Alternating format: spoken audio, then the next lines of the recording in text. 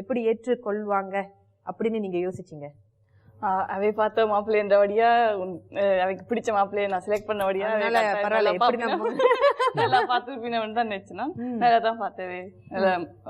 அம்மா அப்பாவுக்குலாம் எல்லாம் பிடிச்சது எல்லாம் அவருக்கு உரைப்பு நல்ல விருப்பம். அம்மா அப்பா உரைப்புறப்பா செஞ்சு கொடுத்துட்டு கொஞ்ச நாள் சொல்லிட்டேன், இனி உரைப்பெல்லாம் இல்ல, காணும் எனக்கு குறைக்கணும், எந்த லெவலுக்கு வரணும், என்ன நான் குறை உரைப்பு அப்ப மேட்சிங்கா இருக்கணும்ன்றபடியா குறைச்சு கொண்டு வந்தேன். கல்யாணம் என்பது ஒரு பெரிய விஷயம். ஆரம்பத்துல இருந்து தொடங்கும் சின்ன சின்ன விஷயங்களே நமக்கு பெரிய அலுப்பு தரும். எப்படி நீங்க அதை சமாளிச்சீங்கன்னு சொல்லுங்க. எனக்கு அம்மா அப்பா ஒத்துழைப்பு நிறைய இருந்தது. நான் அம்மா எனக்கு முக்கியமாக இருந்த எந்த விருப்பமாக இருந்தது என் அம்மா அப்பா கூப்பிடணும் என் கல்யாண வீட்டுக்குன்னு சொல்லி அதால் நிறைய கஷ்டப்பட்டுனாங்க. ஆனால் கடைசியில் என் அம்மா அப்பா என் கல்யாணம் நின்ற வேலை எனக்கு நிறைய சந்தோஷம். அதே போல் என் தம்பி மாமா எனக்கு பிடிச்ச எல்லாருமே வந்தவன், அது மிகவும் சந்தோஷமாக இருந்த அந்த தருணம். அதே போல் நிறைய கஷ்டப்படுறாங்க, எல்லாம் ஒழுங்குபடுத்தி 850 பேருக்கு மேலே வந்தவங்க எங்களோட வெறுங்குக்கு. அவ்வளோத்தையும் ஒழுங்குபடுத்துறன்றது நாங்கள் 2 பேருமே தான் கூட மெயின் எடுத்து செய்தாங்க. ஆனால் எல்லாத்தையும் சந்தோஷமாக வெற்றியை முடிச்சினாங்க. உங்க பக்கத்துல இருந்து எவ்வளவு ஏற்பாடுகள்? அப்படிதான் எங்களுக்கு மேல நிறைய பிளான் பண்ணா எல்லாம் சுதப்பம் பண்றபடியா எல்லாம் சிம்பிளா இருக்கட்டும், அது போற பாக்கல போகட்டும், நாங்க சைட்ல பாப்போம். கூடுதலா எங்களுக்கு முக்கியமானது அம்மா அப்பா வரணும் தான். அதால எங்களுக்கு அந்த கடைசி நேரம் எங்களுக்கு அந்த எதுவும் பிளானும் இல்லை, அம்மா அப்பா வரணும் அவ்வளவு தான் நின்றபடியா கல்யாணம் 2வது அப்படிதான் விட்டுட்டோம். அதால கடைசி நாள் எல்லாரும் நின்று வெட்டிங் ஃபுல் பெம்பலா தான் இருந்தது, எல்லாம் முஸ்பாத்தியா இருந்தது. அந்த பிஸி இதுல அந்த டைம் என்ஜாய் பண்ணாங்க. ஆனா அந்த டைம் ஸ்ட்ரெஸ்ல தான் இருந்தாங்க. எல்லாம் நாங்களே செய்யணும் இதெல்லாம் உண்டு. ஆனால் எங்களோட ஃப்ரெண்ட்ஸும் நல்லா ஹெல்ப் பண்ணி எல்லாம் இதை எடுத்துன்னு வேண்டாம் அதை எடுத்துன்னு வந்து எல்லாம் டக்குன்னு எல்லாம் செஞ்சபடியா ஓகே நல்ல ஃபேமிலியாக போனது. முக்கியமாக எல்லா சைடில் எல்லா சொந்தக்காரரும் வந்தவே, அதுதான் முக்கியம். எல்லாரும் மீட் பண்ணினவே ஃபுல் ஃபேமிலியாக தான் போனது. பரபரப்பு நிச்சயமா நீங்க சொல்லும் பொழுது அந்த பரபரப்பை கொஞ்ச நேரம் அப்படியே கற்பனை பண்ணி பார்க்கக்கூடிய கலைக்கும். ஆனா நீங்க 2 பேரும் சொன்ன ஒரு விஷயம் என்ன ரொம்ப கவர்ந்தது, அதாவது உங்களுடைய முக்கிய நோக்கம் அம்மா அப்பா இங்க வரணும், அவங்க இல்லாம என்ன கல்யாணம் இல்லையா? பரிசு பொருட்கள்னு சொல்லும் பொழுது நேயர்கள் ஆர்வத்தோட எதிர்பார்த்து காத்து கொண்டிருக்காங்கன்னு நினைக்கிறேன். என்னதான் அப்படி பரிசு பொருட்கள் நிறைய வாங்கி தந்தாங்களே அப்படின்னு. என்னதான் சின்னதாக இருந்தாலும் என்னென்னலாம் வாங்கி கொடுத்துருக்கீங்க? சின்னதா நாங்கள் சேர்ந்து கல்யாணம் ஃபிக்ஸ் ஆகி ஒரு வருஷத்துக்கு நாங்கள் ஜூன் 27 எங்களுக்கு கல்யாணம் ஃபிக்ஸ் ஆனது. அதுக்கப்புறம் ஒரு வருஷத்துக்கு ஒவ்வொரு 27 ஏதாவது ஒன்று கிஃப்ட் பண்ணுவேன்.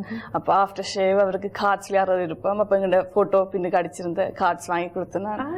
அப்புறம் பர்த்டேக்கு ஒரு செயின் வாங்கி கொடுத்தேன். அப்படி ஒவ்வொரு 27க்கும் ஏதாவது ஒன்று வாங்கி கொடுத்துருப்போம். ஒரு கிஃப்ட் கார்டு மாதிரி வாங்கி கொடுப்பேன். இல்லாட்டி யாருக்கு பிடிச்ச சாப்பாடு வாங்கி கொடுப்பேன். அப்படி சேர்ந்து வெளியில சாப்பிட்ற அது மாதிரி ஒவ்வொரு காலம் ஸ்பெண்ட் பண்ணாங்க.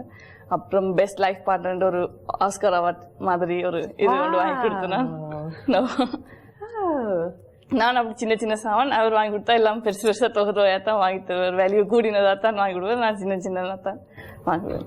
இல்ல சின்னதா வாங்கி தந்தாலும் அது யோசித்து நீங்க செய்யணும் இல்லையா? அது எல்லாமே இருக்குது. அப்ப எது தேவையானாலும் அவர் வச்சிருக்கிறாரு. அப்ப என்ன தேவைன்னு வாங்கி கொடுக்கலாரு. அப்ப எனக்கு பிடிச்சது அவருக்கு எது பிடிச்சிருக்கும் ஸ்பெஷலா ஏதாவது தேடி தான் வாங்கணும் யோசிச்சு.